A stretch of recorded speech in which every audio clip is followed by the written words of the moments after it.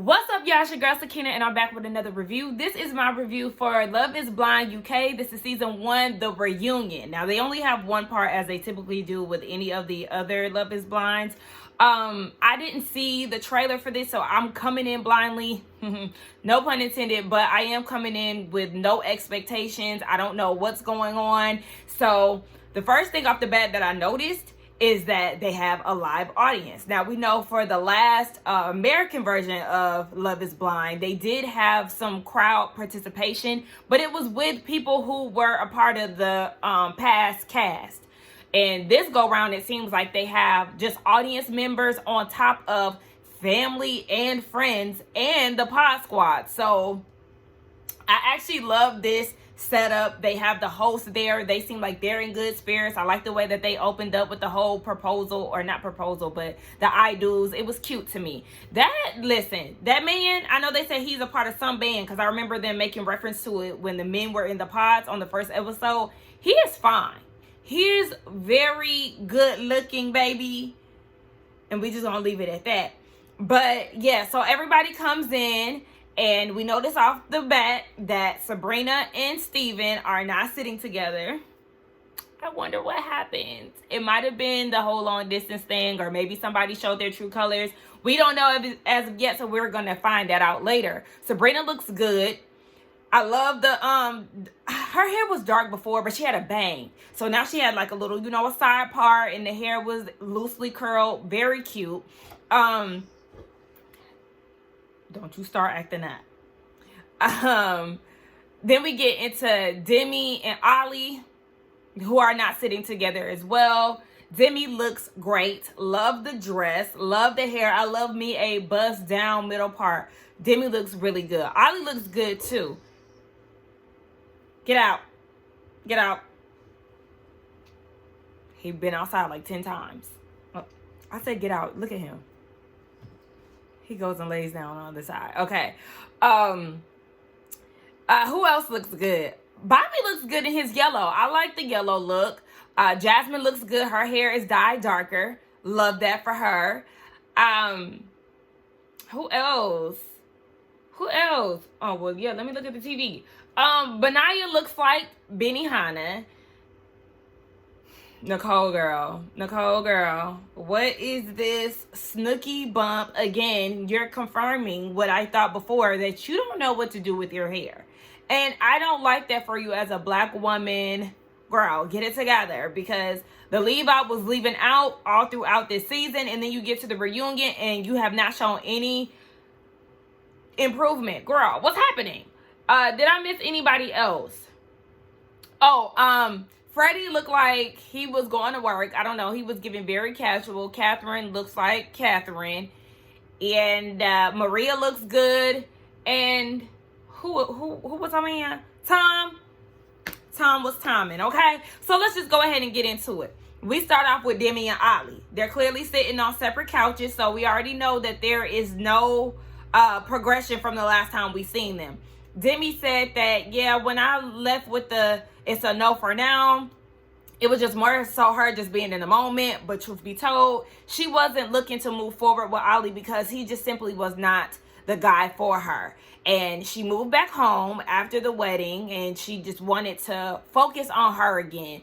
Get back to being around people who love her, people who support her. And at this point, she's feeling like Demi 2.0. She's just really on the up and up, and she feels like herself again, a new and improved version of herself. She's more outgoing. She said during the whole process, she felt like a shell of herself. So it's good to see that she's bounced back. And I feel her 100%. When you feel like you're not yourself, or when you feel like you're going through things that are just overwhelming or taking you out of your element, it's always good to take it back to the basics, the things that help ground you and center you. Because I know when I go through a lot of emotional stuff, I try to go through it and isolate myself as much as possible, but I want nothing more than to be around my close friends, my best friend specifically, and my family. Like me and my cousins, I have a lot of cousins, and I love to be around them. I love to go to Ohio and be with my dad, just kind of change the scenery a little bit, be with people who make me laugh and smile, and just kind of take me out of the fog that I was in before. So I relate to that when it comes down to Demi. So shout out to her for, again, putting herself first and not putting her happiness into a man. So then we hear Ollie's perspective, and he said that they pretty much had conversations before the wedding day that kind of led them to the decision of it not being their time. So I guess my prediction and feeling like Ollie was going to say yes was wrong. He was clearly not feeling it, but maybe it was just more of a like, I don't know if it was an act, or I did see somebody say it was more so his reaction was based off of like, hey, that was my line. I was supposed to say that. So maybe it was one of those situations like he was shocked that he was the one that got rejected because he was expecting her to say yes. But they not together no more. They touched on the celebration that Demi threw for his birthday in the pods, and he said that he was missing his family a lot. He's very family oriented, you know, being in the men headquarters with all these people that he doesn't know, with Demi setting up the birthday celebration in the pods. He really appreciated that. He still has the card, and that was the one moment where he didn't miss his family. So the host was like, yeah, y'all touched on a lot of, you know, vulnerable things. Y'all shared a lot of emotions. Demi, how do you feel about that? And she was like, well, you know, she opened up with her endometriosis, and she said it was hard for her to talk about that on TV, but she really appreciated Ollie and his response at that time, and she is getting a lot of support on social media. You know, we go up for Demi. We want the best for her, and I noticed too that she dyed her hair too, so that was a different look for her. I love that. I love darker looks on lighter skin, not like super dark, because I know sometimes it can wash them out, but like Beyonce, for instance, I love when Beyonce wears her hair dark because it just brings out the features more. But yeah, she looks really good. So she definitely has a lot of support, a lot of people behind her on social media, on the show. Everybody loved them some Demi, especially her daddy, who was in the audience as she's talking about her endometriosis and getting a little emotional about it. He got tears in his eyes, y'all. I just love that so much. It's such a beautiful thing. Go daddy and go Demi. Okay, so then they touch on Catherine and Demi and how they both had interest in Ollie. And right off the bat, you can tell that Ollie was not feeling Catherine at all. So I guess, you know, our thoughts on how he felt about Catherine, I don't know if they changed during the process or after he watched the show back. I don't know, because the last time we remember them two leaving off, he was feeling the energy as he was telling Bobby, and he was eyeing her down at the little beach bar, wherever they was hanging out at. There was laughs, giggles, and everything else. So I'm wondering, even though she was trying to come at him on some irrelevant, I say irrelevant, sounded like Tisha, irrelevant BS about, oh, I heard you say you broke up with me and I actually broke up with you, blah, blah, blah. So I'm trying to figure out what changed. But Ollie had to make it clear. He was like, look, all you MFers online sitting here trying to insinuate that I wouldn't be attracted to Demi, y'all are loud and wrong. Anybody that knows me knows that I date women that look like Demi, and I've never dated women that look like Catherine. And it's like, okay, thank you for setting the record straight. You know, we don't know you. So sometimes, you know, our assessments can be off. However, the way that you reacted to seeing Catherine versus the way that you reacted to seeing Demi, you were blushing like hell on that beach in your confessional. We ain't forgot all of that. So when, we see your reaction to her versus Demi, what else are we left to think? Because just like I said, you definitely gave me, knowing that you are mixed, okay? We see your Caucasian mother in the audience. I would not be surprised if you dated women that look like Catherine. But I guess we're wrong. So, yeah. Catherine was like, you know, I don't find you disrespectful, Ollie, but what I find disrespectful is you judging me for the places I like to hang out at. And he was like, girl, please, that was a joke. I mean, was it a joke? Because you really was trying to, you know, judge her off of that. Freddie did the same thing. Y'all both was acting as if she's just this high maintenance bougie girl. So Demi was like, hold on, because they kind of start going back and forth a little bit, Ollie and Catherine. And Demi was like, hold on, I've been quiet for too long. I said, I know exactly what you about to say, girl. Speak your speech, Demi. She said, yeah, I liked you. You know, we was friends and everything in the beginning. But the one thing about it, it left a bad taste in my mouth when you was like, oh, yeah, Demi, Ollie really wouldn't like her in the real world. My mouth gonna get me in trouble.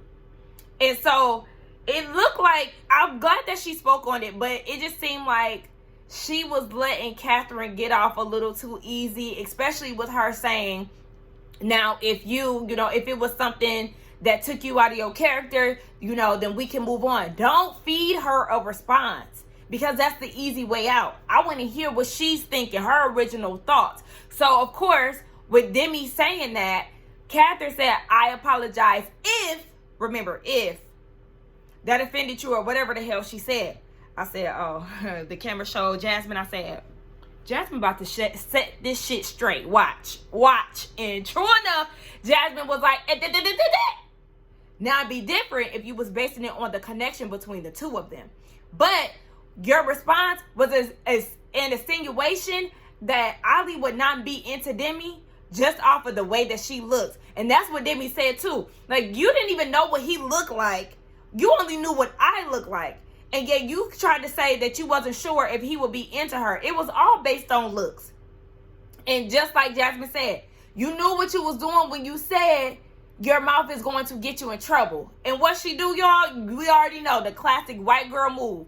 Tried to do them white woman tears that ain't gonna shake or move nobody. Girl, please save it. You knew damn well you was being messy. And you just don't know how to own it. Own that shit. Demi, I really wish you would have got her together a little bit more, but I'm glad that you spoke on it. But shout out to Jasmine for coming through with the alley-oop. So then they get into the pod squad a little bit and how Ollie found Charlotte attractive. So the host, I'm going up for the host, by the way. She seems like a real girl's girl. She was going up for Demi. And I just love her reactions. They asked Ollie, what's going on with you and Charlotte? And he tiptoeing. Okay, what is it? Are y'all dating or not? So Demi was like, yeah, I mean, I love Charlotte. Hey, girl. I don't mess with Ollie anymore, so it is what it is. But sis, is this your man? I said, thank you, Demi. Let's get down to the question. Charlotte is also skating around it too. What are y'all doing? Charlotte, you also confused the hell out of me when you was like, there was no way that you was able to get past these 3 weeks or these last couple weeks without the support of Ollie. And it sounded like she was talking about in regards to watching the show back. If we are talking about in regards to the show, sis, you were barely even on there. You didn't get 0 screen time. So unless you got some type of unedited version, what the hell are you talking about? But basically, they still getting to know each other. Sound like they might be doing the do, and they spending a lot of time together. So that was pretty much the end of Demi and Ollie's situation. I guess we'll see, down the line how long Ollie and Charlotte go. And I hope that Demi finds, the love of her life and happiness. One thing I will say, too, Demi was very homely in the pods. She was. And that did kind of make me a little worried. But once they got into reality, I seen her style show a little bit more. And I was like, okay, I don't know what this look was in the pods. But you actually know how to put some clothes together in the real world, girl. I don't know why you packed that motherly blouse that she was doing her interviews in. I don't know. But anyway, that's besides the point. Shout out to Demi again. Moving on to Steven and Sabrina. Things ain't good for them, y'all. Things look real bad. Now, they did equate majority of their issues to the distance. Sabrina said that she went to London to visit him 7 times versus his 2 times that he went out to visit her in Belfast. She said that when she did go to London, he really didn't accommodate her a lot. Versus when he would come to Belfast, he likes tea and coffee, so she made sure that she had that on deck because she's not a coffee or a tea drinker. She also bought a French press for him. She bought groceries for him. He wanted to go to the gym. She made sure she rented a car for him so he can travel back and forth to the gym. He wanted an iron board. She got that for him. So she was making room for him and doing things to make him comfortable. Versus when she would go to London to see him, he really wasn't carving out enough time or, making any adjustments to make her feel wanted and comfortable. I could definitely see how that would be an issue. They both said that they did quit their jobs, and remember, Sabrina wanted to start her own agency. Steven said that he was so excited to support her, but when they got out of the pods, there was no support there. She wasn't feeling the love from him. And so he said that he wasn't able to travel back and forth to Belfast because he had to get his finances together. He had lost a lot of clients, so he was trying to get his business going versus her, where she started her business and is successful. So he also said, or Sabrina said, that he canceled to go to Christmas or visit her for Christmas 2 days prior and was just kind of like real nonchalant about it, saying that her family will get over it, shit happens. And sir, that's not the attitude that you want to take. And he said that it really was his fault. He owned up to that because he screwed up his money. But he wasn't liking the things that she was saying. Once she started giving details, he was like, oh yeah, there's a lot of things that I could be saying right now, but out of respect for you, I'm not doing it. We'll do it. Go, tell us. Because he's saying all these things like, you're lying, you're not telling the truth. Okay, well, debunk it. What's up? Otherwise, I have no other choice but to believe Sabrina. And I said, damn, I'm glad I watched this show with subtitles because, baby, them accents be real thick. Steven was going, and I was like, hold on, let me read this because, honey, I don't know if I could do it without the subtitles. And Sabrina, her accent be going in and out. I know she's Irish, but sometimes she give me a little American accent. I don't know, but she was, her Irish accent was popping out. But yeah, Steven, what's going on? It seemed like y'all are definitely clashing when we seen that y'all had a lot in common in the pods. So then they play the clips of them in the pods, and they both admit that it's very hard for them to watch. Steven said that he watched the first 4 episodes 3 times, and he cried every time. Now, why are you setting yourself up to be sad that many times? Now, it's one thing to watch the first 4 one time, but you went back twice to cry 2 more times? And listen, I'm not the type, as a Pisces, a crybaby. Listen, I am not the type. My tongue is yellow because I'm eating mangoes. But as a Pisces and a very emotional person, I don't even listen to music that is going to make me cry. When I'm sad, I'm not about to be like, oh yeah, let me go play some Mary J or some Tony Braxton and slide down the wall. Like, I'm not doing that. Why would I do that? Why would I put myself in a deeper emotional state than where I am already? Like, that just never makes sense to me. But okay, Steven. And then they get into just the communication part. And Steven was like, I will admit that I did play a part in things. And even when Sabrina said that he is not a big communicator if you're not in front of him, she said he don't like to talk on the phone and he's not a big texter. How did you think this was going to work, Steven? It sounds like a crock of BS. Because how are you going to maintain a long distance relationship if you don't like 2 out of the 3 forms of communication? You don't like talking on the phone. You don't like texting. Okay, were y'all FaceTiming? Were y'all video chatting? Like, what is it? There's no way in hell y'all would be able to maintain without that very important element of a relationship, that is communication. So yeah, he was like, he will take accountability. And she's wondering, okay, I just want to know why you got married. Because you are not holding up to those vows. You switched, and he was like, yeah, we were all lovey-dovey. We were in a love bubble. Word to Teresa, we're on vacation. We are in these picturesque environments. It's different when you're in the moment of the honeymoon phase, and then you get back to the real world. You get your phone back. You go back to work and all of that. And you have to learn how to navigate that with somebody that you've just gone into a relationship with. It was a lot. And so he doesn't feel like his personality or his ways just changed drastically, but to Sabrina it did. And they just went back and forth bickering about it. And at that point the host was like, thank you for y'all time. Y'all clap it up for them. I said, damn. She wrapped that shit up real quick, because at first I thought that they were going to get to some type of resolution, especially when Steven was talking about their relationship and how they bonded so well in the pods and things. But then they started arguing again, and he was saying that everything that she was saying was a lie again. Tell us how she lying. Because again, I'm believing Sabrina. Now let's move on. Then we get into Jasmine and Bobby, aka Booby Johnson. It's so cute seeing them together, y'all. I really smiled the entire time. So it's been a year, you know, since everybody was down at the altar. And they said after 2 days, they said 2 days after the wedding, they was just like, shit, fuck it.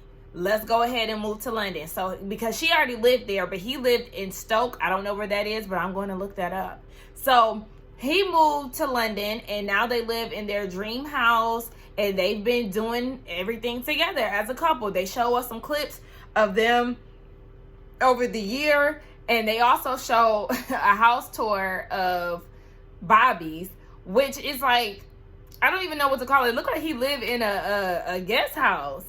Everything was there, so it's kind of like loft, well, not loft, but studio setup. He had a pool table where his dining room table should have been, because okay. But he also had a bed that was, that you pulled down.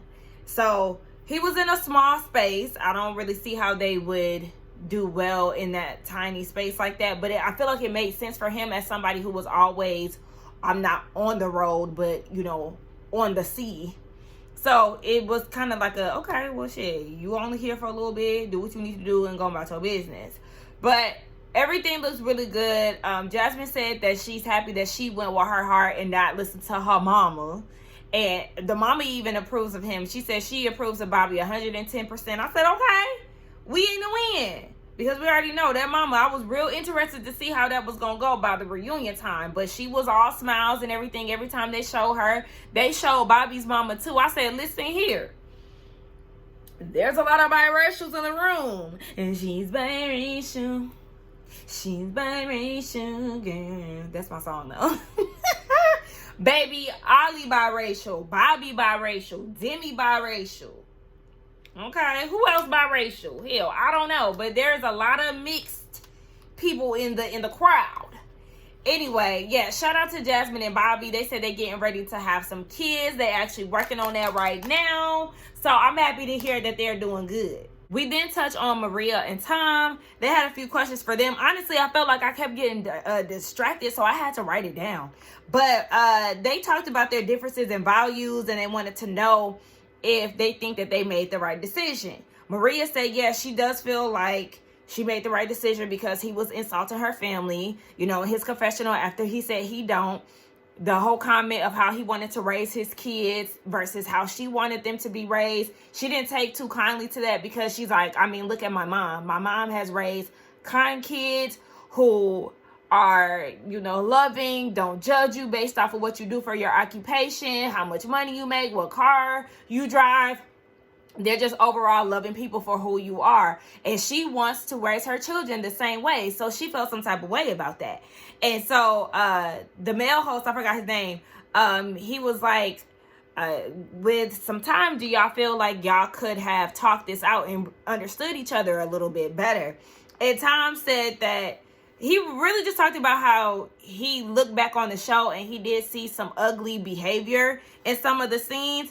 And so he had some time to really reflect on that, which, I mean, wasn't really the answer to the question, but okay. So then they asked, during the vows, Maria said that Tom showed a different version of strength. And Maria said, yeah, he did. And I still stand on that because he showed a very emotional side. And, you know, as a man. So they asked Tom how he felt about that. And he was like, well, you know, he really doesn't know it any other way because he was raised by his mom. Remember, his dad skipped town on him when they was on vacation. So being, you know, raised by his mom, and I guess probably not having that male figure in his life, there was pros and cons to it. But he did say that this process really shined a light on some of his flaws. So I do like the fact that he watched this back and seen that, yeah, baby, your attitude stinks sometimes. That judgment is a no-go. Either he really did some inner work and self-reflect, or he heard everybody getting on his ass about all the snide comments that he made. So either or, whatever. They talked about how Maria's mom came to see him before the wedding. And honestly, I fast forward through all of that. When it comes down to the marriage portion, the wedding portion of Love is Blind, baby, I skip right through on down till I see them at the altar. Now, with Demi and Ollie, I did watch their whole process go down because I wanted to see what happened, and I wanted to see what happened with Catherine and Freddy too. So those were the two weddings that I actually watched through without fast forwarding straight to the altar. But yeah, so I really didn't see that interaction between Maria's mom and Tom. But Maria said she felt some type of way about that. She was real pissed because her mom was accepting of him and loving of him and all these things, and yet he goes and indirectly insults her in his confessional, you know, talking shit about how she was raised. So regardless of whatever, she ain't really feeling it. So then they discussed Natasha, you know, being the other factor in their relationship. And they did clarify. Tosh said when she addressed the whole I loved you in the pod, she said that was in a past tense, that wasn't in the present tense, you know, the day of the mixer. I said, okay, because I mean, to me, I felt like, yeah, it gave like I meant what I said. The door is still open because, like I said, when they were in the pods, Natasha definitely said, I don't feel like this is the end of our chapter or this is it for us. So it just gave to me that she was leaving the door open for him to walk through whenever he was ready to leave Maria. But I guess I was wrong because the host, she asked, in a perfect world, you know, would you be with Tom? And she was like, well, watching the series back and seeing his connection with Maria, I get it. It gained me a lot of clarity. Her and Maria, they get along just fine. But she's not feeling Tom. Like a year later, she is not studying him. So that was definitely something that I was surprised about, because I was for certain that they were going to be a Charlotte and Ollie type of situation where they've hit each other up. Now, he did admit that he reached out to Natasha a week prior because, you know, he knew that he was going to see her here at the reunion and things. But it doesn't really seem like anything had kicked off necessarily, but who's to say that it won't after the reunion? So we'll just see. But as of right now, it seems like Natasha is not studying Tom, and they are not really moving forward with anything. As far as Maria and Tom, they're also not moving forward with anything, baby. Maria is good off of this man. She said when it comes down to him being judgmental, she hopes that, you know, she could be an influence for him to change, but you have to want it yourself. Tom said that, yes, there is a difference between being self-aware and actually putting that action there to change. And he also said that it's okay that they do have some differences. Yes, differences, it adds layers and complexity to the relationship. It is what it is. Everybody's going to have different views. You're not always going to be on the same page, but it's just a matter of being open-minded, being open to different perspectives, not judging people off of frivolous things. So, yeah, change is needed in some areas, and it's okay to be different in certain areas. Now we get into the nomads themselves, that is Beniah and Nicole, and it seems like they have some type of a home base. We didn't really get into the details of where they live. Did he move in with her? We didn't get any of that. But he did say he trying to, you know, get her to be a little bit more hippie-like. I said, shit, okay. So they showed us what the past year had looked like for them. They've done traveling. They have a lot of fun together, so it seems. I said, girl, Nicole, sister world, we definitely gonna give you that stamp of soft life, hard hair, because those clips of y'all throughout the year, hair was not done, baby girl. Hair was not done. I don't know what it is, sis. I don't know. I mean, shout out to Beniah. He gave her a compliment. You know, she's beautiful, including her eyes, because we know that Sam complimented her eyes, saying that they were boing brown. Baby, whatever the hell. Anywho, sis, we got to get it together. Box braids, knotless braids, Singalese twist, something, and not a sew-in, Like, she looked like somebody's grandmother, okay? sitting there. She looked like somebody auntie. She looked very middle-aged. Girl, it was the earrings. It was the hairstyle. And she's a very pretty girl. She is very pretty. But, sis, something got to give. Specifically that hair. So, Sam I Am Green Eggs and Ham, he comes out. And he said that, you know, throughout the past couple of weeks, it's been kind of rough for him. Of course, he got on this dating show in hopes to find love. He didn't succeed in that. And so, you know, because of some of his actions, the people have been jumping on him. Rightfully so, because, baby, we trying to figure out why is you here. So the hosts were like, yeah, you also made a connection with Jasmine. And they were like, Jasmine, why did you feel that Sam was not the right one for you? She said, it's that woman's intuition, honey, that we all need to listen to. She never had a feeling in her gut, a bad feeling in her gut about Bobby. And here they are a year later. And which we found out, too, that Bobby and Jasmine, they were actually each other's first encounters in the pods. They were each other's first dates. But remember, they showcased a lot of Jasmine and Sam. So I was very shocked by that. I think that's nice. But yeah, she said she just had to go with her intuition. And so the host then asked Sam, what was up with the whole I think I love you situation? He said it was just a thing where he just couldn't get his words out. He was trying to say, I think I'm falling in love with you. But to me, it's just like, that wasn't a stumble upon words or getting your words mixed up, because you said it in the pods and then you said it again when you seen her in person. So they also asked him about the whole being worried about picking Nicole up. I wasn't going to fault him on that, because Nicole made it seem like she was heavy set or something. Yes, Nicole got some meat on her bones. She thick in the legs and all of that. But girl, he can pick you up. The way that the comment that she made, it did seem like she was overweight. And so, yeah, he can only, go off of what's being said. So his imagination was probably running wild. I'm not going to give him too much on that. But the whole I think I love you thing, I think it's just a pile of BS, because you did say it twice. But he said that, in this process,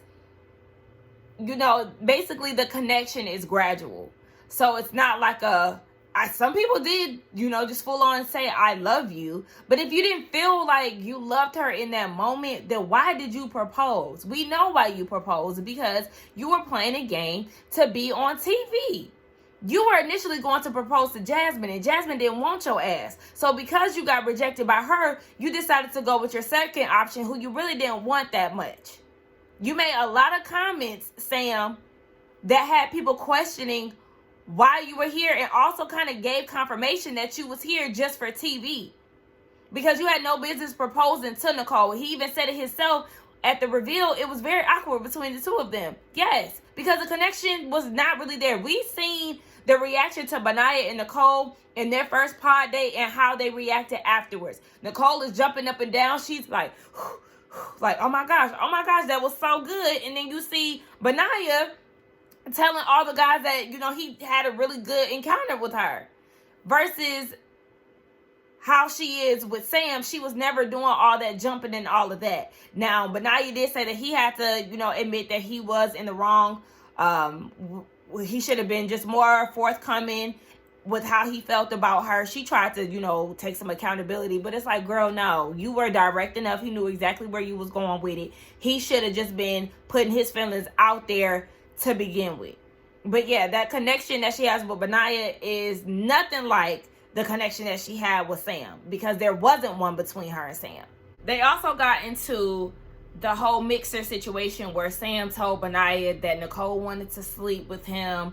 And he started going into this whole speech about it, to where Demi had to cut him off and was like, Sam, just apologize to Nicole. And honestly, I was waiting on him to apologize, because it just kind of seemed like it was just drawn out dialogue that didn't really need to be said. Just apologize and admit that you were wrong. You can tell that Demi was not feeling him in the slightest. She was breathing all heavy and stuff, like, oh girl, what's your beef with Sam? I mean, I understand why you don't like him. Trust, we don't like him, but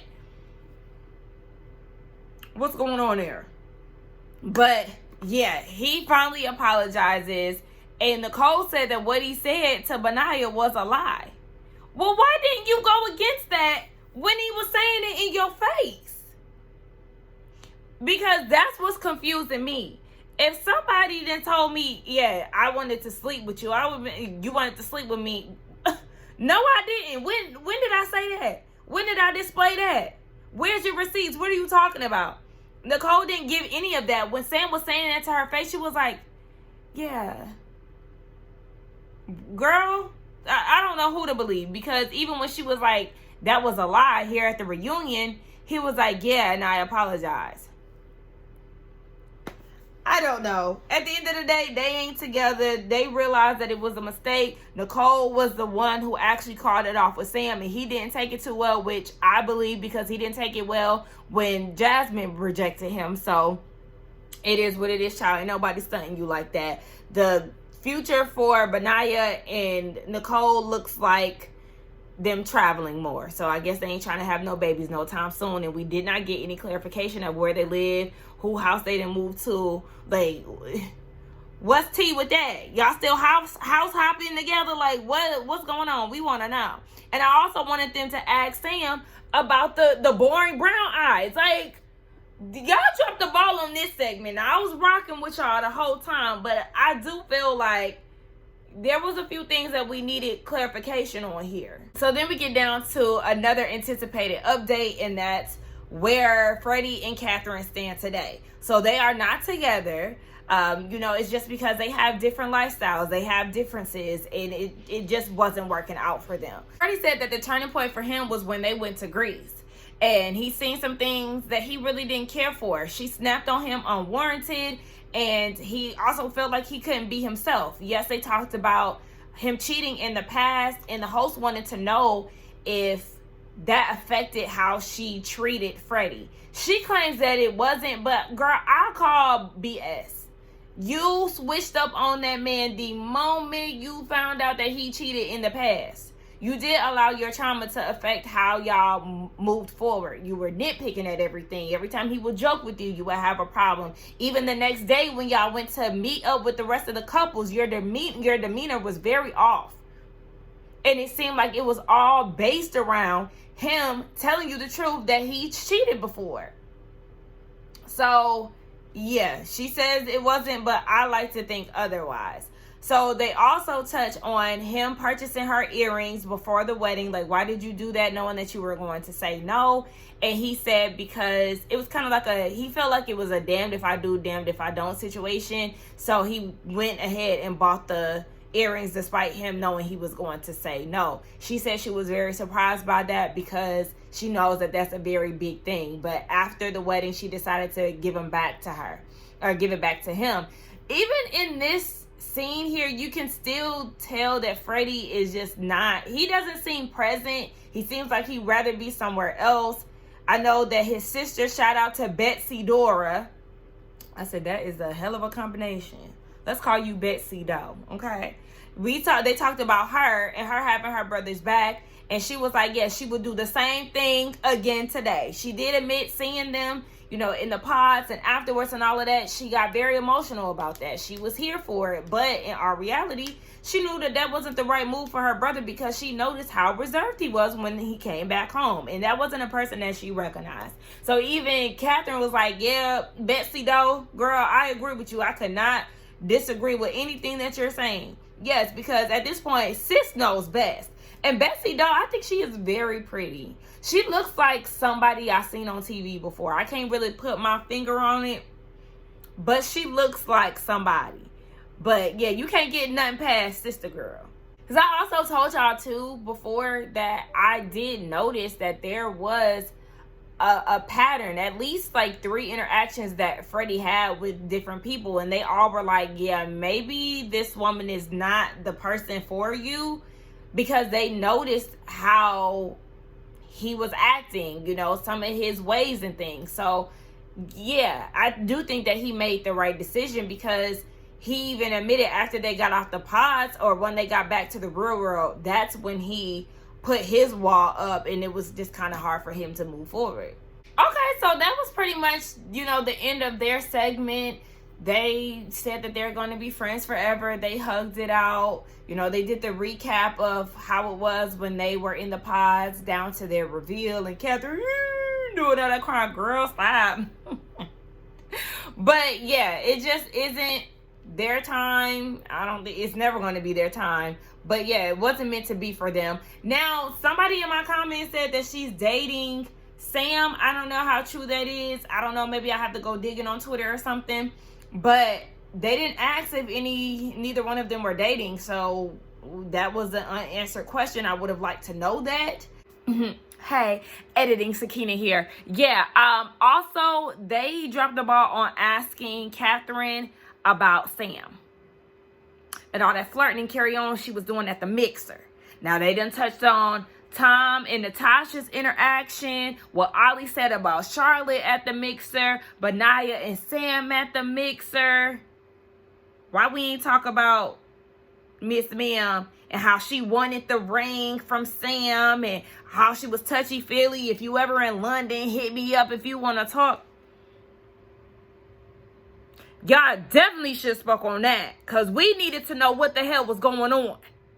But that was pretty much the end of the reunion. They wrapped it up. I personally enjoyed this. I feel like they should follow this formula for every other Love is Blind franchise, the American. This is my first international. I know that they have Love is Blind Mexico. They also have Brazil. I just never really been interested, especially because they're not speaking English, but I know they have like the voiceover type of thing. I don't know. I'm not interested really, to be honest. But yeah, I feel like they should follow this formula for the reunions. Have a live audience, have the friends, family, and the pod squad all there.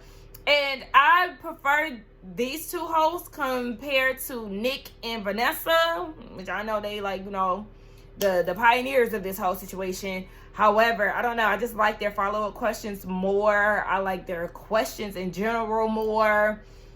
There was no like pressure to have kids, that type of thing. So yeah, y'all let me know what y'all thought about the style of the review. I mean, the style of the reunion itself, the couples, me, whatever. Okay, let's get down in the comments and talk. Don't forget to like, comment, and subscribe to my channel. Oh my gosh, what am I gonna review now? I don't know, we're gonna have to figure it out. Don't forget to like, comment, and subscribe to my channel, and I will see y'all in the next one. Bye.